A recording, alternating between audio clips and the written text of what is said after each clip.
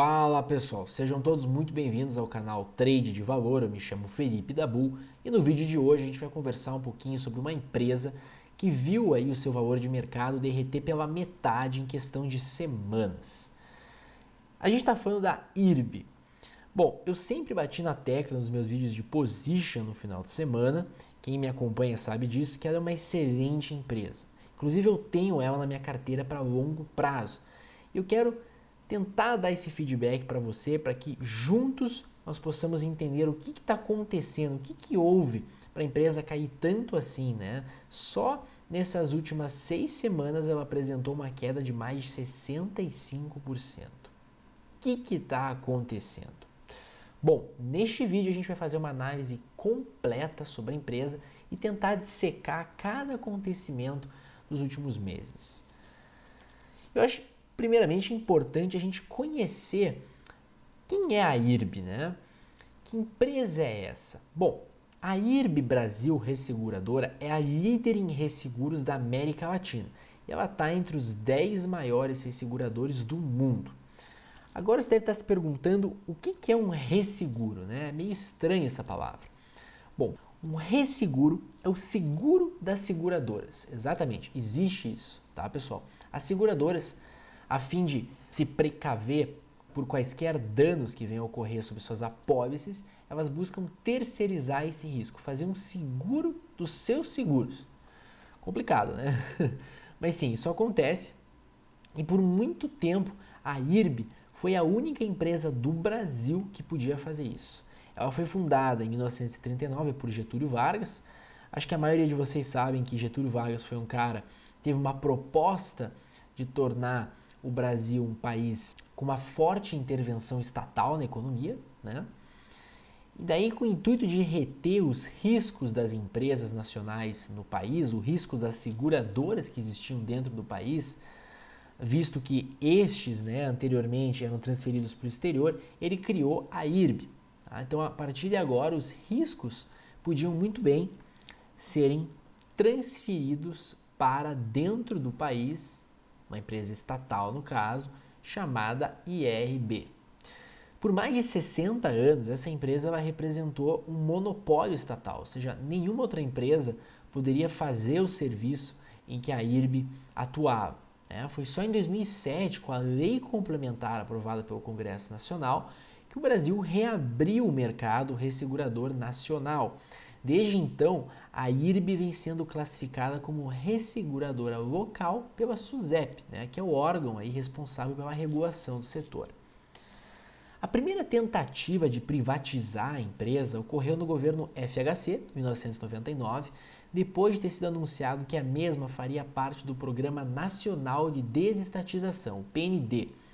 Devido a diversos adiamentos no leilão de privatização, vocês sabem como é que funciona no nosso país, problemas na transferência de atribuições, um processo de ação direta de inconstitucionalidade acatado pelo STF, a privatização só ocorreu 14 anos mais tarde, em outubro de 2013. Mesmo assim, foi um processo bem complicado, tá, pessoal? 4 anos depois, já com a empresa totalmente reestruturada e um setor mais aberto, mais regulamentado, em 2017 a companhia conclui o seu IPO na B3, que movimentou aí mais de 2 bilhões de reais. Então, eu fiz essa breve introdução para vocês entenderem que a gente não está falando aqui de uma empresa meia bomba, tá? A gente está falando de uma baita de uma empresa de grande porte. Imagine, já chegou a ser a 9ª maior empresa de resseguros do mundo.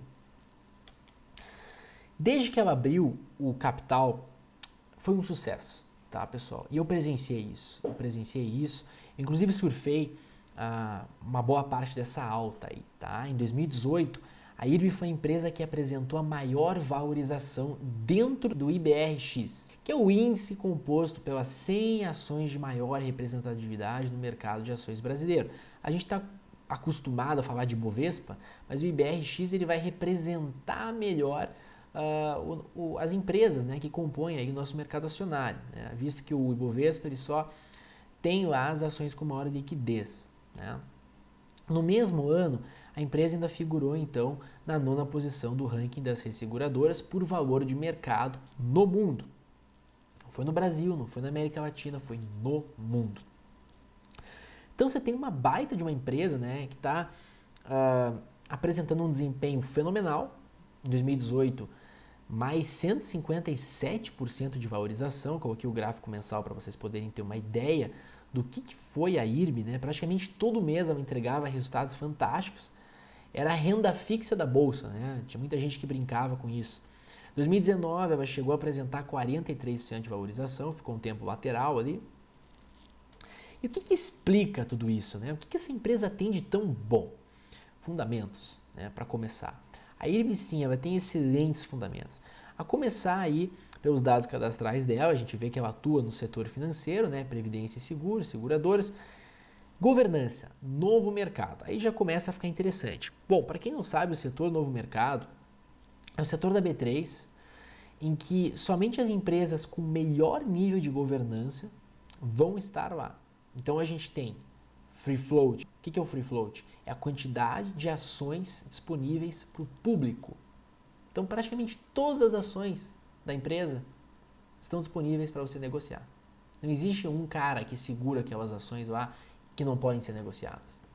Todas as ações da companhia estão na Bovespa para serem negociadas.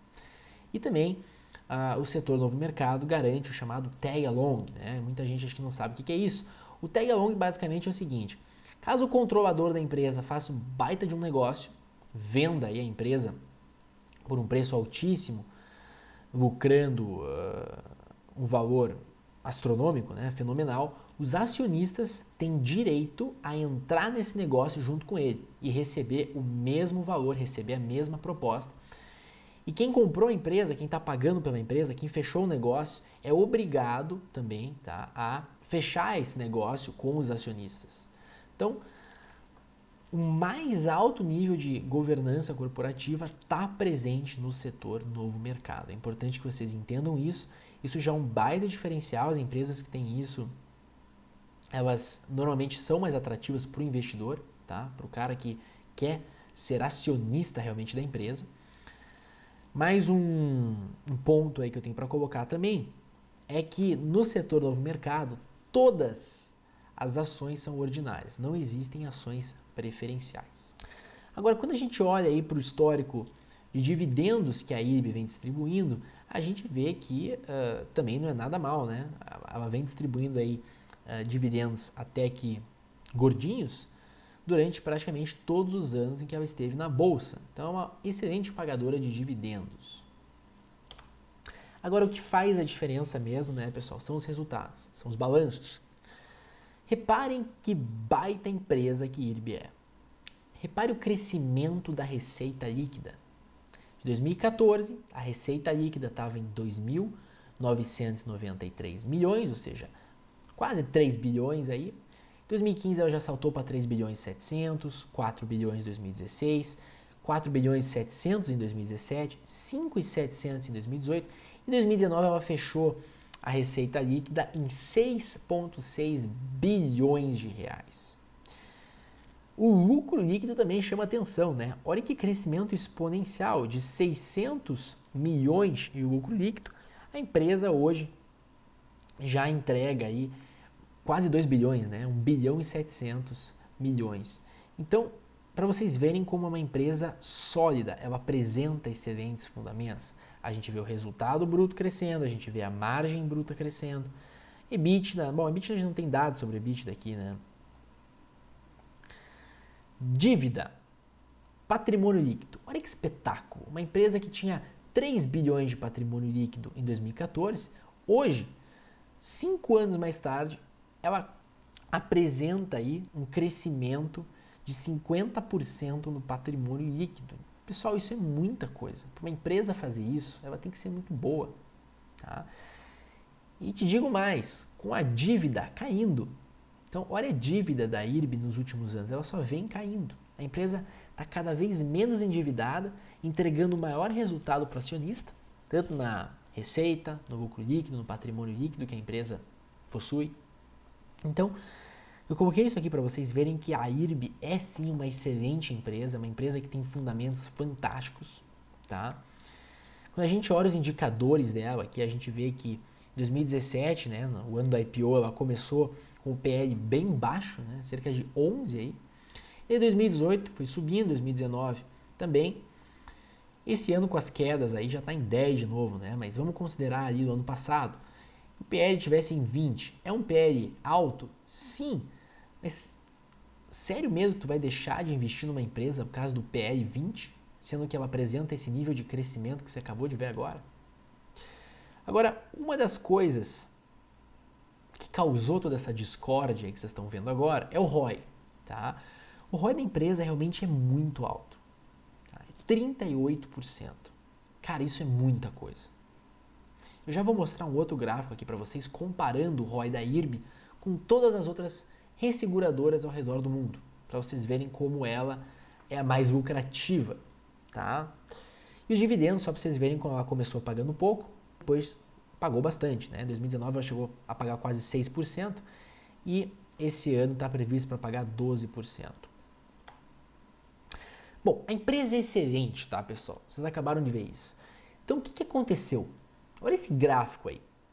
Ela só vem subindo desde o IPO, chegou a bater aí mais de R$40, quase R$50, saiu lá em 9 e agora desabou, derreteu.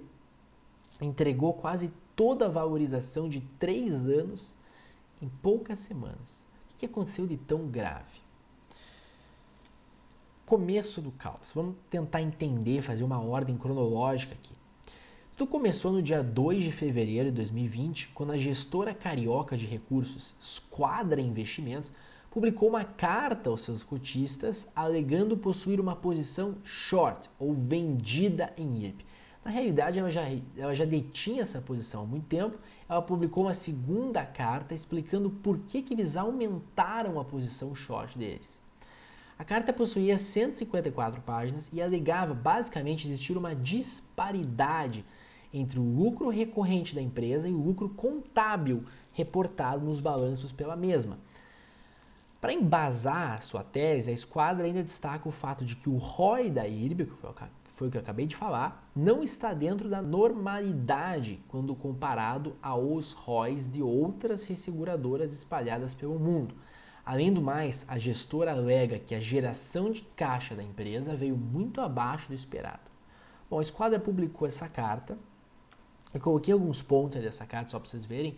Então, ela começa a carta dizendo o seguinte: tendo se passado um ano desde a última carta, então ela já tinha essa posição antes, o investimento short nas ações do IRB Brasil Resseguros se tornou uma das nossas maiores posições, sendo a principal exposição vendida em nosso fundo. Como se poderia verificar no website da Comissão de Valores Imobiliários, a CVM. Iniciamos a construção da posição da companhia em maio de 2018, então já tem bastante tempo essa posição. Eles devem ter levado um prejuízo que vocês não têm ideia. Nessa forma, fundos sob nossa gestão e por consequência a própria Squadra se beneficiam de uma queda de valor nas ações do IRB. Então eles estão explicando basicamente para o cotista o que é a posição short, né, que eles montaram. Desde que o IRB abriu seu capital em Bolsa de Valores em 2017, temos dedicado esforços na análise de seus negócios e resultados. Em nossa opinião, existem indícios que apontam para lucros normalizados, recorrentes, significativamente inferiores aos lucros contábeis reportados nas demonstrações financeiras da companhia. Essa disparidade em lucro contábil e lucro normalizado foi crescente, então esse gap entre o lucro normalizado, né, decorrente, e o lucro contábil foi aumentando conforme os balanços foram sendo divulgados, né? Não estamos afirmando que há razões legais ou regulatórias que exijam a divulgação de tais lucros de modo diferente ao realizado pelo IRB. Nossa intenção aqui é justificar aos senhores nossa opinião de que há uma grande disparidade entre preço e valor nas ações do IRB. O ponto que ela mais coloca em evidência dentro dessa carta é a questão dos ROIs, que realmente chama a atenção. O IRB se intitula como a resseguradora mais rentável do mundo. Seus lucros contábeis sugerem que essa afirmação é mesmo verdade, e por uma grande margem. Os retornos sobre capital do IRB também são muito superiores aos observados nas companhias de seguros brasileiras. esse excepcional nível de rentabilidade não apenas é considerado recorrente por analistas de mercado, como se projeta que ele será ainda mais alto nos próximos anos e sem apresentar qualquer volatilidade. Então a gente olha para o ROI da IRB, pessoal, é um ROI de 34%, agora bateu 38%, se não me engano, né? 38%. Olha a mediana das outras companhias de resseguro do mundo, está em 4,8%, enquanto o da IRB está em 38%. A empresa que maior apresenta, né, esse ROI fora a IRB é uma empresa chamada Hanover, que apresenta de 13%. Então, da Hanover para a IRB, ainda tem uma diferença brutal de ROI. Né? Então, ele está falando o quê? Que isso aí, apesar de estar maquiado, né, como se fosse um lucro recorrente, na verdade, ele não é. Bom, ele coloca, então, algumas das percepções aí que as pessoas têm sobre o IRB e a análise deles, né? Então, a rentabilidade best in class aí, graças à posição dominante no mercado brasileiro. Na realidade, a análise que a Esquadra faz é que as seguradoras brasileiras elas reportam sinistros recuperados juntos ao IRB, maiores do que a despesa correspondente na DR da companhia. Sinistralidade dos riscos cedidos ao IRB seria a próxima média do mercado. A IRB possui vantagem competitiva para expandir seus negócios na América Latina. Bom, os negócios do IRB na região envolvem contratos originários por licitação pública e com sinistralidade estruturalmente elevada, a gente sabe disso. Sinistralidade do IRB é estruturalmente mais baixa do que as outras seguradoras. Bom, isso é mentira segundo eles. Despesa de sinistro contábil foi reduzida por reconhecimento da expectativa de recebimentos futuros e reversões de provisões antigas. Então eles estão colocando uma série de pontos. Aqui eles falam do caixa, né? A geração de caixa do IRB foi muito abaixo da esperada e recebíveis estão se acumulando. Ele coloca diversos pontos em que ele discorda com a percepção da IRB, né, pelo mercado. Aqui começa a ficar interessante, porque um dia depois em que a carta foi publicada, as ações da empresa, no caso da IRB, chegaram a cair 15%. Eu presenciei isso, tá? A acusação, porém, foi rebatida pela IRB. Né? Ela não deixou quieto isso, ela não deixou barato isso aí. Segundo a empresa, em um comunicado oficial, além dos seus balanços estarem corretos do ponto de vista contábil, a gestora Esquadra realizou uma tentativa de manipular os preços com a informação da referida carta, o que favoreceria a sua posição short. Então, a Esquadra está com uma posição short, que segundo ela foi iniciada em 2018. A gente sabe que em 2018 a empresa se valorizou mais de 100%, cerca de 157%. Em 2019 ela se valorizou mais 43%.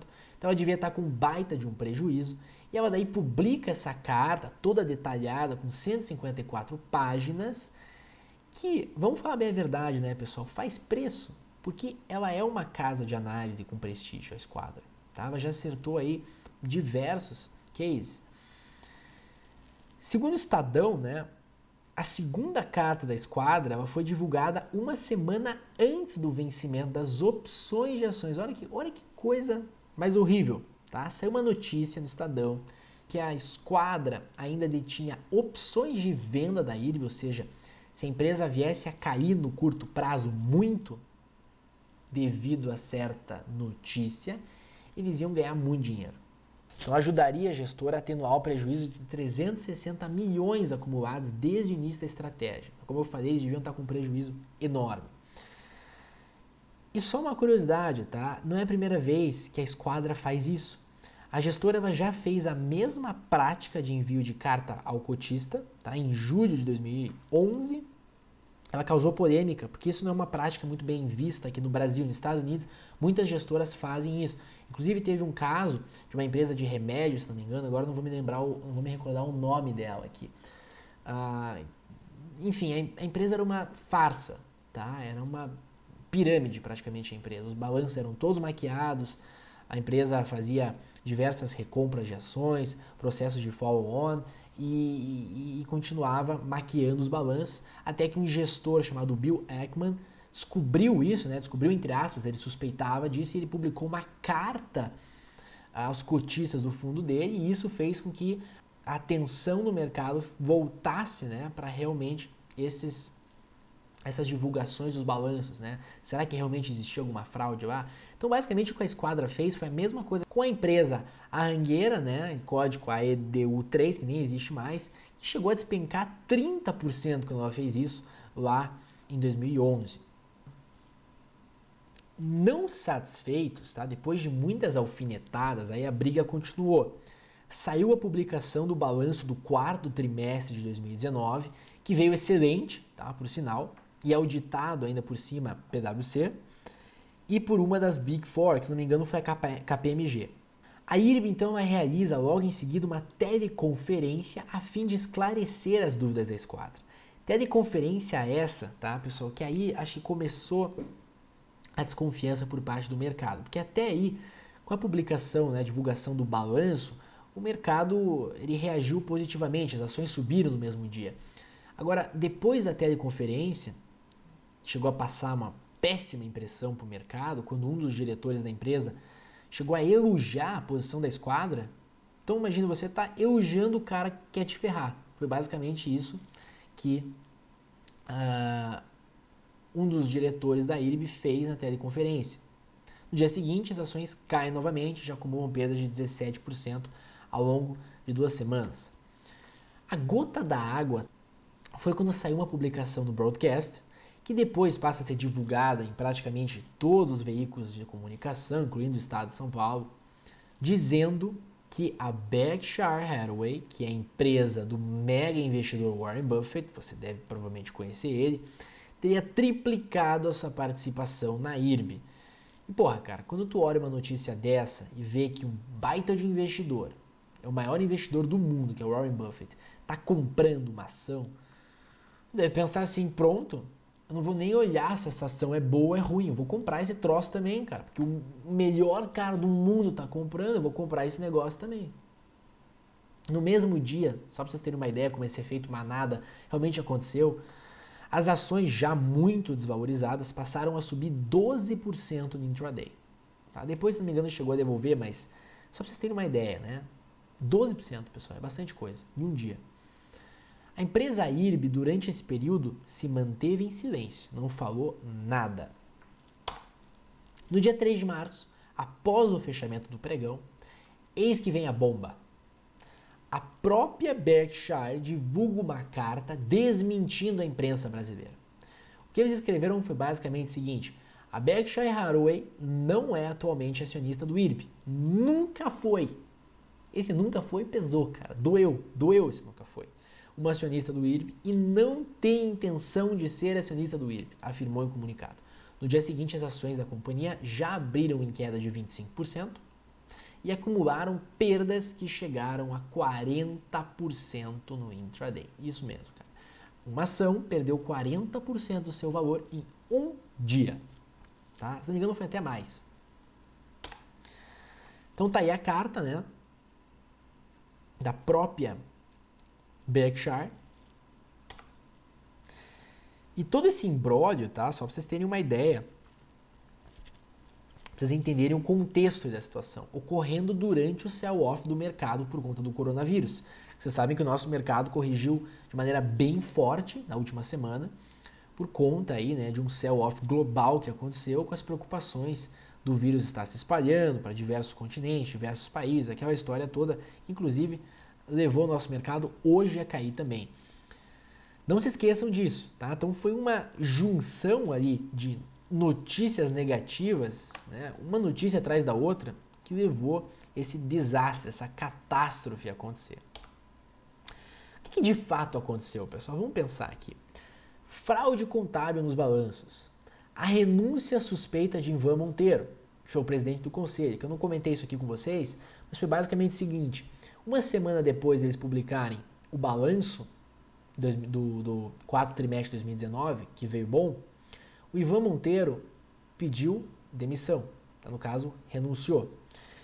E o silêncio preocupante por parte da diretoria da imprensa diante de um comunicado de tamanha importância circulando na imprensa não deixam dúvidas. No caso, o comunicado é o fato da Berkshire ter triplicado a posição. A IRB, sabendo que isso não é verdade, eles têm controle sobre a composição acionária da companhia, não falaram nada, não disseram absolutamente nada, ficaram quietos. O que houve na IRB foi uma crise de confiança por parte dos acionistas. A empresa é boa? O que tudo indica é que sim. É só se olhar para os balanços, a gente já viu os fundamentos da empresa, a gente já viu o crescimento em que a empresa vem apresentando nos últimos anos, né? Olhem os fundamentos. Mas aí vem uma gestora de prestígio e joga tudo no ar com uma carta daquelas. Ainda por cima, os caras são elogiados por um diretor da empresa durante a teleconferência e não conseguem sanar as dúvidas que surgem. Se você escutar a teleconferência, vocês vão ver que os caras não conseguiram. Você lê a carta, ou pelo menos um pedaço da carta, não lê a carta inteira, e você escuta algumas das perguntas que foram feitas para o conselho e você vê que os caras não conseguiram responder, não conseguiram sanar aquelas dúvidas, pô, isso passa uma insegurança para você que é acionista, né? Você fica pensando, pô, tudo bem, teve conflito de interesse, mas será que não é verdade isso que os caras estão apontando? Será que existe mesmo esse gap?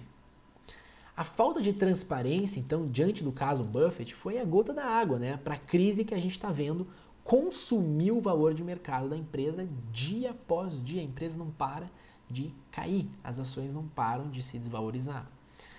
O acionista ele não quer investir em uma empresa cuja gestão não apresenta o mínimo de transparência que deveria. Ainda por cima teve essa, né, que é o programa de remuneração.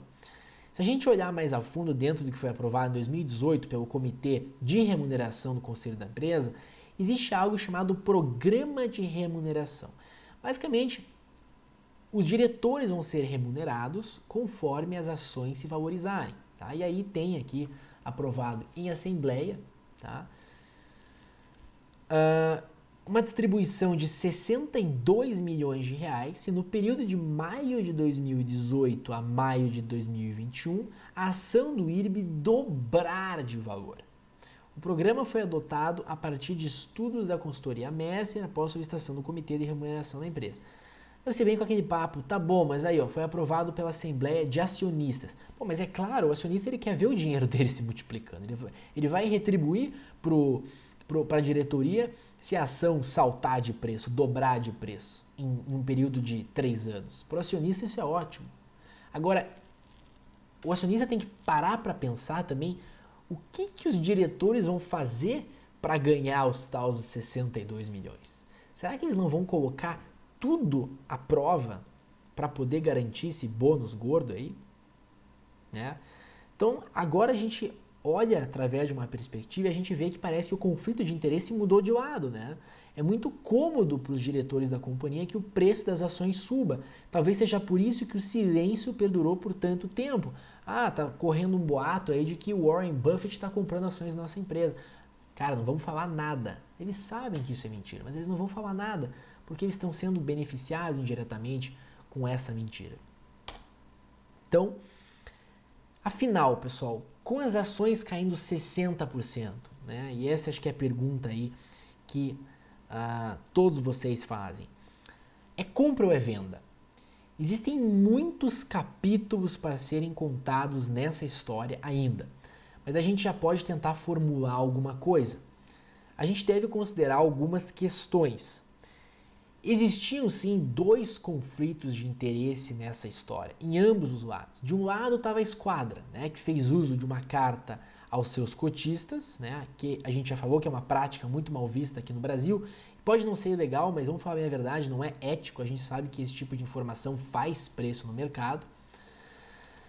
Então eles fizeram essa prática justamente com o intuito, né, de fazer preço no mercado, de uma ação na qual muito provavelmente eles estavam desesperados para que caísse, eles estavam amargurando aí um prejuízo de cerca de 360 milhões de reais, e vamos falar bem a verdade, nenhum gestor gosta de perder essa quantidade de dinheiro, né, o fundo fecha. E do outro lado estavam os próprios diretores da companhia, loucos para ganhar um bônus gordo se as ações continuassem subindo no mesmo ritmo até 2021. E para isso eles provaram que fariam de tudo, inclusive mentir sobre a composição acionária da companhia, que foi o óbvio do Borogodó aí. Os balanços que foram divulgados para o mercado, eles foram auditados por duas empresas diferentes. Esse é um ponto importante, tá, pessoal? A gente tem que pensar que essas empresas já chegaram auditando, buscando alguma incongruência, tá? Visto que elas foram contratadas justamente para tentar provar que isso não exista, né? E a gente sabe também que essas empresas são totalmente independentes, não tem como haver um acordo entre essas empresas e a IRB, né? Agora, nesse ponto eu concordo com alguns levantamentos da Esquadra. Por que o ROI da companhia é tão alto? Uma diferença de 21 pontos percentuais com relação à média global, no caso está errado aqui, né? Não é em relação à média global, é em relação à Hannover, que é a segunda empresa que possui o ROI mais alto. É bastante coisa, tá, pessoal? É muita coisa, 21 pontos percentuais. Então pode ser que exista sim um gap entre o lucro recorrente e o lucro contábil apresentado pela empresa. E isso é grave, a gente tem que investigar isso aí, a gente tem que ir atrás disso aí. Agora, será que uma queda de 65% do valor de mercado de uma ação não é exagerado, pessoal? A ação valia a empresa valia 42 bilhões de reais. E agora ela não vale nem 20. Então será que não foi exagerado? Tá?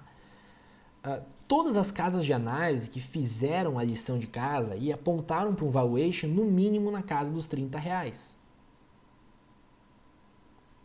Que já apresenta uma valorização de 100% nas ações da empresa se a gente computar o fechamento de hoje.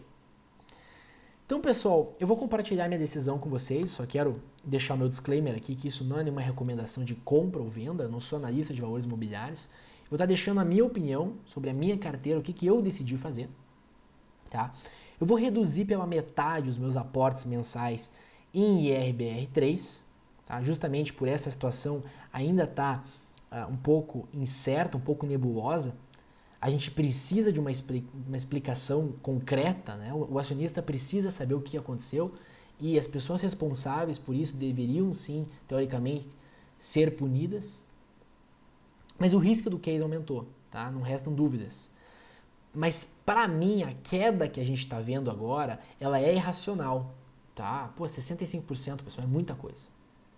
Mesmo que haja uma incongruência ou outra, 65% numa empresa que já foram feitas 2 auditorias e não foi constatado nenhuma irregularidade contábil nos balanços, cara, é uma empresa boa, uma empresa que tem fundamento. É irracional isso. Então eu continuo aportando, tá?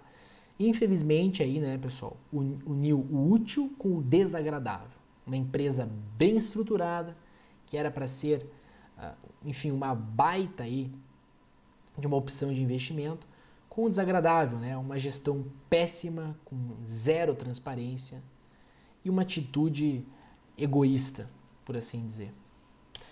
O que a gente pode aprender com o caso da IRB? A lição mais importante, na minha visão, que o caso da seguradora pode nos ensinar é: não confie em notícias. E eu sempre falo isso em praticamente todos os vídeos meus de análise. Busque sempre outra fonte de informação, na melhor das hipóteses, por mais sólida que a informação que está lá na notícia pode parecer, duvide dela. Pense quais são os interesses que podem haver por trás disso. Aprenda a dar espaço também à análise técnica, análise gráfica. Esse canal, eu posso dizer para vocês que ele é 80% análise técnica, análise gráfica, tá? Eu tenho a minha carteira de position trade, eu tenho a minha carteira para o longo prazo, que é buy and hold. Mas eu não deixo de dar uma olhada também nos ativos que eu carrego para o longo prazo, tecnicamente falando, né? Dar uma olhada nos gráficos deles, porque normalmente eles nos apontam movimentos muito maiores, principalmente o gráfico semanal, o gráfico mensal, que são as escalas gráficas analisadas nos vídeos de position, né? Quando a gente faz uma operação maior. Tá? Então só deixa eu mostrar para vocês aqui.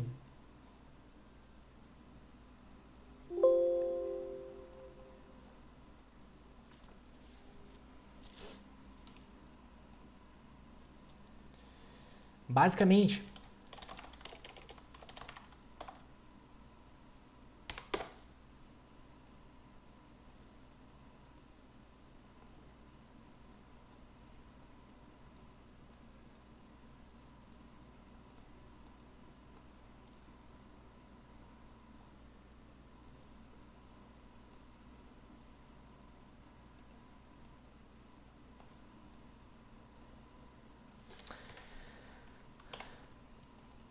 Se a gente olha o gráfico semanal de IRB, o que a gente pode perceber é o seguinte: IRB estava dentro de uma tendência de alta, que era essa tendência aqui conduzida pela média móvel de 9 períodos, que durou até meados de junho de 2019, quando a gente teve essa correção aqui maior acontecendo. Essa correção maior, inclusive, foi alertado lá, né, já ali em agosto, setembro, que apresentava uma oportunidade para a gente comprar mais, porque, veja bem, tem a média de 34 períodos, que é um segundo ponto de inflexão aqui embaixo. O papel cai, vem testar essa zona, né, ganha força e sobe novamente. A tendência continua, a tendência não foi perdida. Agora, a partir do momento em que essa barra é perdida, quando o escândalo saiu, tá? Vocês podem ver aqui, isso aqui foi na semana do dia 10 de fevereiro, na verdade foi uma semana depois que o escândalo caiu, a gente já tinha um sinal para vender se essa mínima fosse perdida, tá? Em 32,20. Coisa que aconteceu 2 semanas depois, então a gente podia muito bem ter saído aqui. Só para vocês terem uma ideia como a análise técnica nos dá outra visão, outros parâmetros, tá? Pessoal, vou encerrar por aqui. Um grande abraço para vocês, espero que vocês tenham gostado do vídeo. Eu acredito que a gente tem que ir atrás de buscar a verdade, o que está por trás dessa história, porque ela ainda não acabou, tá bom? Forte abraço para vocês, excelentes negócios. Qualquer dúvida que vocês tenham, podem deixar aqui nos comentários. Não se esqueçam de dar like neste vídeo, se inscrever no canal e compartilhar esse vídeo aí com os amigos. Falou!